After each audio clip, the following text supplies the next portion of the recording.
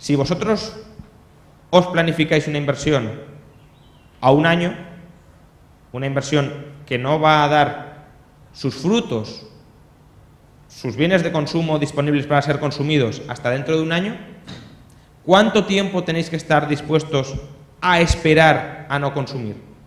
Esperar a no consumir es ahorrar, es diferir, es retrasar, posponer mi consumo. Pues evidentemente un año. Es decir, si hasta dentro de un año no voy a tener los bienes de consumo, tengo que estar dispuesto a esperar un año. Si estoy dispuesto a esperar un mes como máximo, no puedo emprender inversiones de un año. Bien. Pero Keynes intenta demostrar que una sociedad puede invertir sin ahorrar, porque si empezamos invirtiendo, dice Keynes, nuestra renta se multiplicará y al multiplicarse un porcentaje de esa renta será ahorrado y ese porcentaje de esa nueva renta servirá para financiar el aumento de la inversión. Bien, es como decir, si invertimos vamos a generar de la nada una gran cantidad de riqueza y ahorrando una parte de esa cantidad de riqueza generada ex novo, generada de la nada, conseguiremos financiar la inversión inicial. Y esto es lo que intenta probar con el multiplicador. Lo que pasa es que el multiplicador, ahora vais a ver que es algo bastante tramposo. Imaginad que la propensión marginal a consumir es del 90% de la renta marginal. Es decir, que si aumenta la renta en 1000, yo consumo 900. ¿Bien? Entonces, por definición, la renta, el incremento de renta, es 10 veces superior a la inversión. Si yo digo, la renta o se consume o se invierte. Si consumo el 90%, estoy diciendo que invierto el 10%. Por tanto, si invierto el 10%, ¿cuánto invierto? 100. ¿Cuál es la renta? 1000. Por tanto, por definición, la renta es 10 veces la inversión. Si estoy asumiendo, insisto, una propensión marginal a consumir del 90%. Bien, pues Keynes le da la vuelta a esto, porque esto no tiene ningún misterio. Es una relación funcional básica. Si mi renta aumenta en 1000 y consumo el 90%, por definición, mi renta es 10 veces superior a la inversión. Keynes le da la vuelta a esto y dice, si aumentamos la inversión en 100, la renta se multiplica por 10. Y esto ya es, de inicio es un salto lógico. Porque lo que habíamos dicho simplemente es que si yo si yo gasto el 90%, es decir, invierto el 10%, por definición, estoy invirtiendo 10 veces menos de mi renta. Es decir, mi renta es 10 veces superior a la inversión. Pero de ahí a decir que si yo invierto 100, automáticamente la renta se multiplica por 10, ya hay un salto lógico muy grande. Y eso es el multiplicador keynesiano. La inversa de la propensión marginal a consumir es el multiplicador. De 1 menos la propensión marginal a consumir. ¿Bien? Entonces, claro, ¿qué dice Keynes? Si yo invierto 100, la renta se multiplica, es decir, la producción, la riqueza, se multiplica por 10. Por tanto, invirtiendo 100 ya tengo 1000 de nueva renta. Y como mi propensión marginal a consumir es el 90, ¿cuál es mi renta no consumida? El 10. ¿Y mi renta no consumida a qué equivale? Al ahorro. Por tanto, claro, invirtiendo 100, genero 1000 de renta, de la cual he dicho que consumo el 90 y me quedan 100. Y esas 100 permite financiar las 100 de inversión inicial. Ese es el razonamiento keynesiano, que es un razonamiento que, como podéis ver, matemáticamente puede quedar muy elegante, pero a la hora de la verdad es bastante tramposo. Bien, primero, por varios motivos. O por un motivo esencial que tiene dos causas. El motivo esencial es que asume que toda multiplicación del gasto, porque sí que es verdad que si tú gastas 100 y ese otro gasta 90 y el otro gasta 81 y el otro gasta 72, etcétera, que si yo le compro a él algo por 100 y él le compra a él algo por 90 y él le compra a él algo por 81, sí que es verdad que en agregado has generado un gasto adicional total de 1000. Eso es verdad. Pero el fallo keynesiano es suponer o equiparar multiplicación del gasto con multiplicación de la producción. ¿Se os ocurre alguna manera de multiplicar el gasto y que no aumente la producción? Por ejemplo, cuando hay inflación.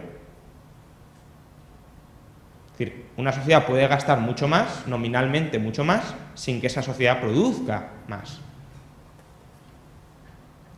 Entonces, para que el multiplicador keynesiano fuera cierto, hay que suponer que todo aumento del gasto se transforma en aumento de la producción. Si no, estamos confundiendo aumento de las rentas nominales con aumento de las rentas reales.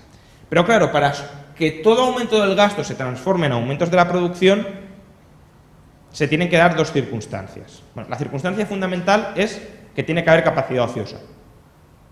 Es decir, que tiene que haber empresas que podrían producir si gastaras más en ellas y que no están produciendo porque no hay suficiente gasto.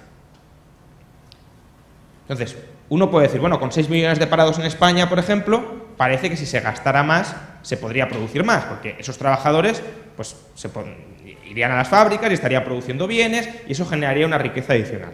Pero las dos condiciones para que esto sea cierto no son que exista algún factor productivo desempleado, sino que existan, la primera, todos los factores productivos que necesita una línea productiva desempleados. Imaginad que una fábrica puede contratar más trabajadores, pero necesita más petróleo, más gasolina para producir. ¿Qué pasará con el precio de la gasolina si la gasolina no hay sobreabundancia y capacidad ociosa de producción de gasolina? Que subirá de precio. ¿Y qué pasa si la gasolina sube de precio? ¿Qué pasará con otros empresarios que estaban utilizando ya la gasolina para producir antes de que subiera de precio? Que sus costes se dispararán. Y si sus costes se disparan, ¿qué harán con la producción? La recortarán. Y al recortar la producción, también hay un efecto multiplicador. Es decir, si yo despido a un trabajador, ese trabajador también deja de consumir y empieza a destruir rentas de manera multiplicada. Con lo cual, bien, hemos creado unas rentas en una parte de la economía que se han multiplicado a costa de destruir otras rentas de manera multiplicada en otra parte de la economía. ¿Cuál es el problema?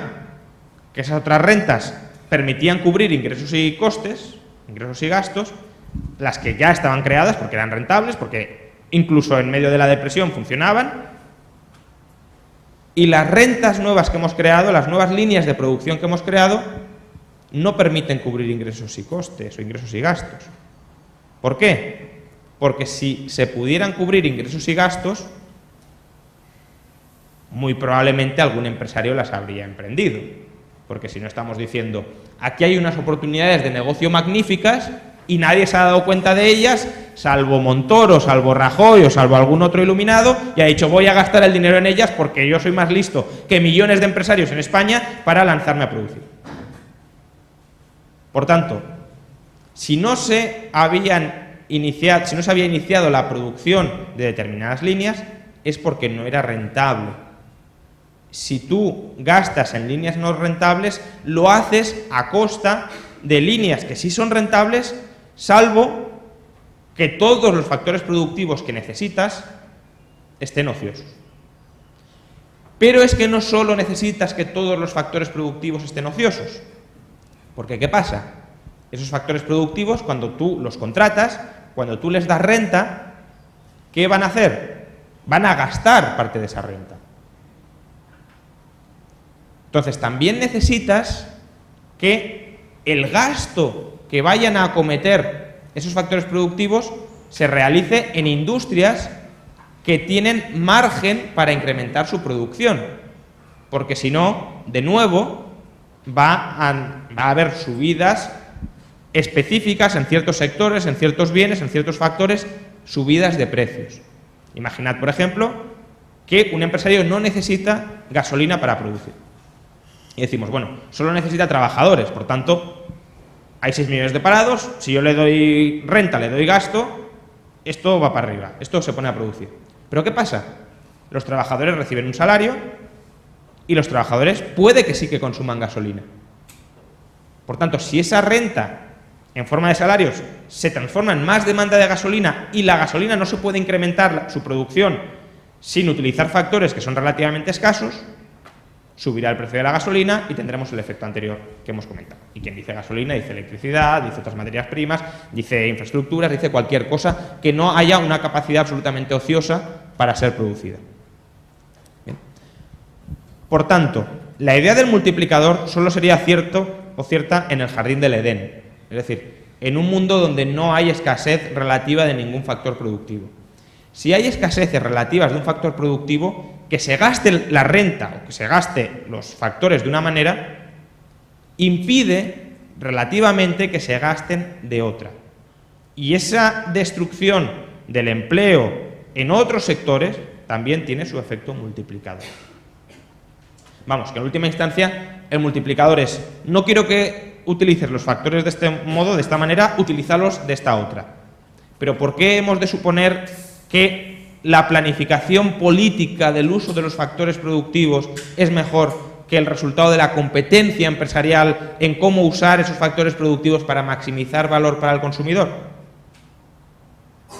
Y si no lo es, estaremos dando un uso subóptimo, un uso ineficiente, un uso inadecuado a los factores productivos que siguen siendo relativamente escasos. No todos, porque puede haber algunos que estén sobreabundantes, pero como no se usan en aislado, como no se usan de manera individual frente a todos los demás, utilizar unos factores productivos implica volver otros que sí son escasos, todavía más escasos y todavía más caros. Bien, eso con respecto, bueno, o por terminar de verlo. ¿Y por qué entonces sigue siendo fundamental que haya ahorro para financiar inversión? ¿Qué es el ahorro? Yo soy un empresario y digo, yo voy a renunciar a gastar durante un año. Por ejemplo, voy a renunciar a consumir gasolina durante un año. ¿Para qué? Para que tú puedas demandar gasolina sin elevar el precio de la gasolina y sin volver otras explotaciones empresariales no rentables por el incremento del precio de la gasolina. Por tanto, sigue siendo indispensable que se ahorre para poder invertir.